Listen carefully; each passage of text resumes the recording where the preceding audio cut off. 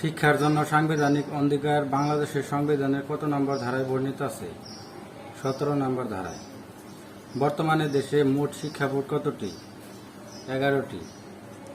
বর্তমানে দেশে মোট শিক্ষা বোর্ড হলো 11টি। বর্তমানে দেশে সাধারণ শিক্ষা বোর্ড কতটি? 9টি। দেশের নবম শিক্ষা সাধারণ বোর্ড কোনটি? ময়মনসিংহ। দেশের নবম সাধারণ শিক্ষা বোর্ড ময়মনসিংহ। ময়মনসিংহ শিক্ষা বোর্ড গঠন করা হয় কবে? 24 আগস্ট 2017 সালে। বর্তমানে দেশে বেসরকারি মেডিকেল কলেজ কতটি?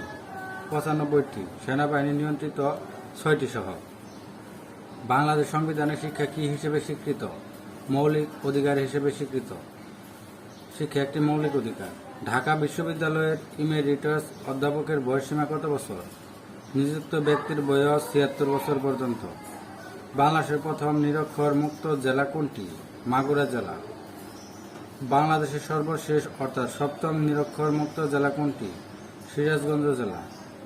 বাংলাদেশের প্রথম নিরক্ষর মুক্ত জেলা কোনটি? কচুবাড়ির কুষ্টপুর, যেটি ঠাকুরগাঁও জেলার সালান্দ ইউনিয়নের একটি গ্রাম। বাংলাদেশে বাধ্যতামূলক প্রাথমিক শিক্ষা আইন পাস হয় কত সালে? 1990 সালের 6 ফেব্রুয়ারি। বাংলাদেশের প্রথম বাধ্যতামূলক প্রাথমিক শিক্ষা চালু হয় কত সালে? 1992 সালে, যেটি কতটি থানায়? 68টি থানায় চালু হয়। সারা দেশে বাধ্যতামূলক প্রাথমিক শিক্ষা চালু হয় কত সালে? 1 জানুয়ারি 1993 সালে। বাংলাদেশে খাদ্যের বিনিময়ে শিক্ষা চালু হয় কত সালে? 1993 সালে। দেশে অবৈতনিক নারী শিক্ষা চালু রয়েছে কোন শ্রেণী পর্যন্ত? দ্বাদশ শ্রেণী এইচএসসি পর্যন্ত। ঢাকা বিশ্ববিদ্যালয় প্রতিষ্ঠিত হয় কত সালে?